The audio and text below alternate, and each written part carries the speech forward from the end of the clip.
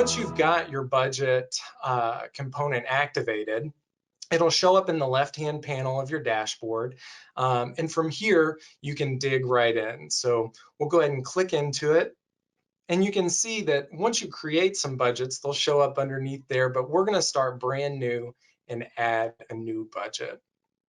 The first thing that's going to come up is a wizard, and this really gives you the ability to identify how you want to build your budget from the beginning. So you'll pick a start month.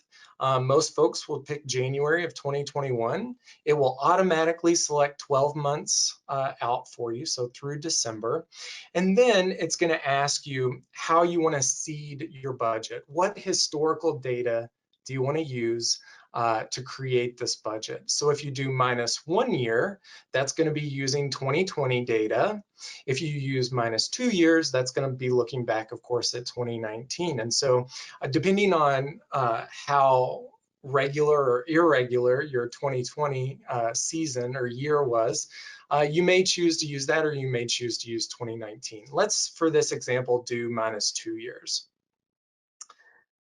And then the next option that you have is, do you want to use a company performance curve to seed your budget, which means that we would take the distribution of revenue that your company averages by month and distribute all the revenue by property following that same curve? Or do you want to see actual month by month historical performance and use that to set your budget? We're going to use that for this example, the individual unit performance. Next, you'll choose, do you want to see your revenue on a nightly basis or on a recognized basis?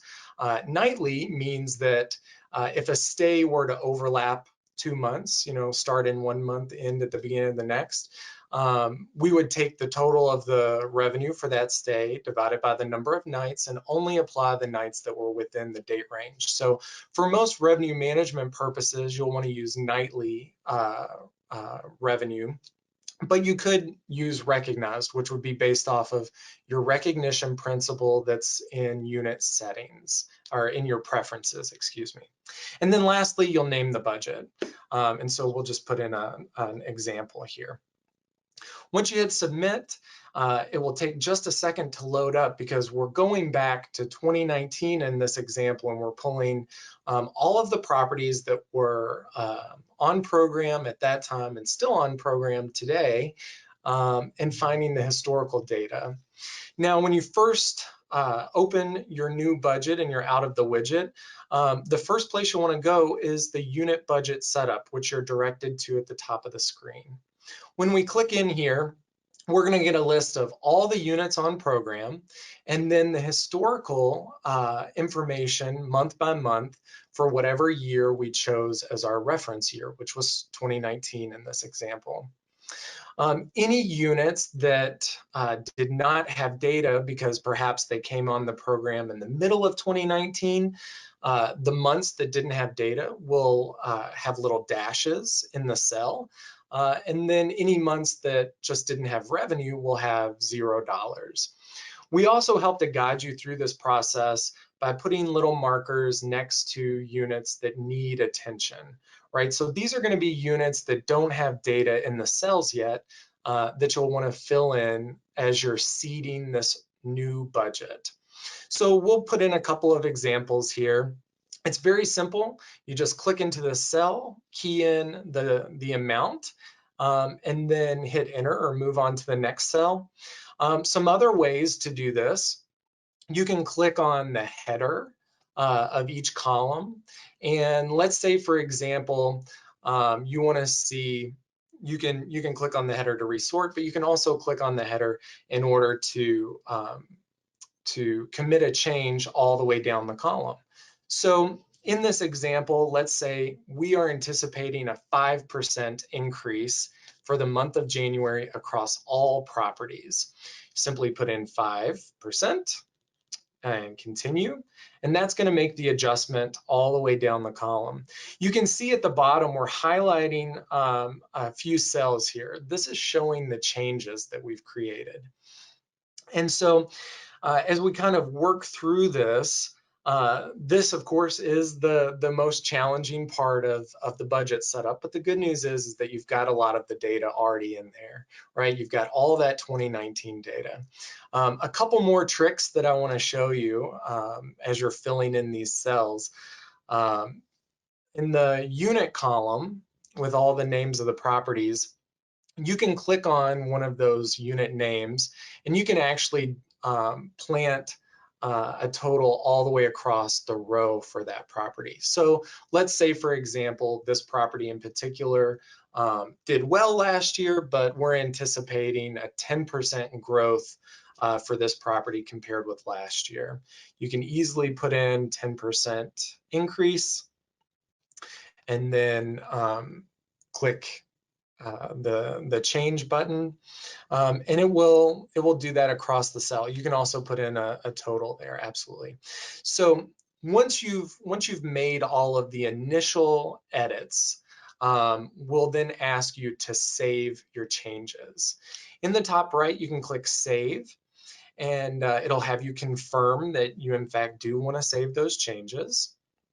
And then what you'll notice is that we've then set the original budget, because you have several lines at the bottom, right? You've got expected growth, expected attrition, original budget, adjustments, adjusted budget. We show you the actuals, and then you have a forecast line at the bottom. And we'll go through each of these to give you a better idea of what we're looking at. But to start with, let's talk about expected growth. Not everyone will use these rows, and they're not required. You go as deep into this budget as you feel comfortable. But for expected growth, let's say, for example, that your organization adds about a property a month. You can figure up an amount that you would apply with that. And put that in for each month. Now we're taking into account the idea that we're going to be growing. Or maybe you grow by 3 properties, but you lose 1 each month. So you could also put in an amount for expected attrition from your rental program. Once you've set all these, again, you'll hit save, and that will then apply them to the original budget. The idea is that in this process, you can set up an original budget that will stay static throughout the year. So once you've completed all of your updates and you feel confident and comfortable with where your budget's at, you save it. It's in your original budget, and then from that point forward, you can make your budget active. So saving simply saves the changes that you've made. Once you make a budget active using the button in the top, it will have you confirm that. And now any changes that are made will actually be applied as adjustments. So this gets us to the point where you not only have the ability to set goals and decide as an organization where you want to be by the end of the year, but you can also make course corrections throughout the year. So let's say January turns out to be fantastic and you're over budget whenever we look at the actual performance. You can go in for February and March and make adjustments, and then you can see where you started in your original, what your adjustments were, and how you're tracking for each of those.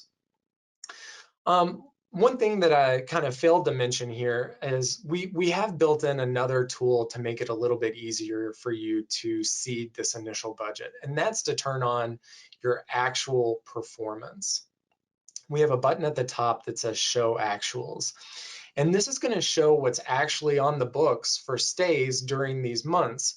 So for example, if we have, one of these cells where, we've budgeted a certain amount, but we're really tracking maybe under or over that budget amount, it makes it very easy to identify and adjust.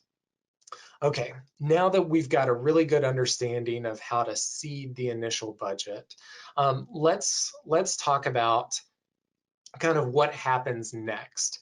So we'll move on from this initial setup page and we'll move to the revenue budget page.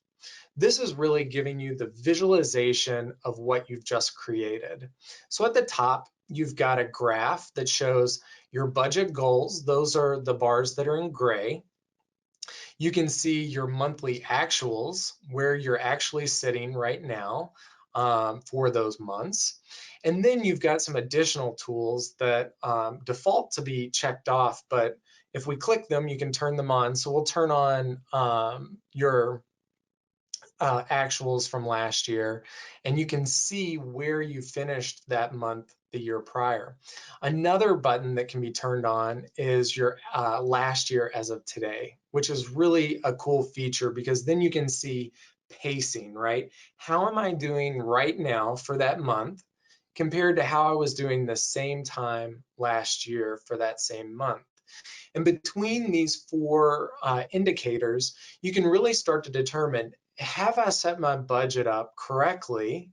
Or am I overestimating or underestimating based off of the pace that we're booking stays right now? Underneath that, you have a chart of the same information, right? So you've got the month, your original budget goal that was set, any adjustments that have been made. Remember, adjustments occur after you make a budget active, your adjusted budget total, and then you have a column for what you've actually got booked, over-unders, so you can see where you're winning or losing for both the original budget and the adjusted budget.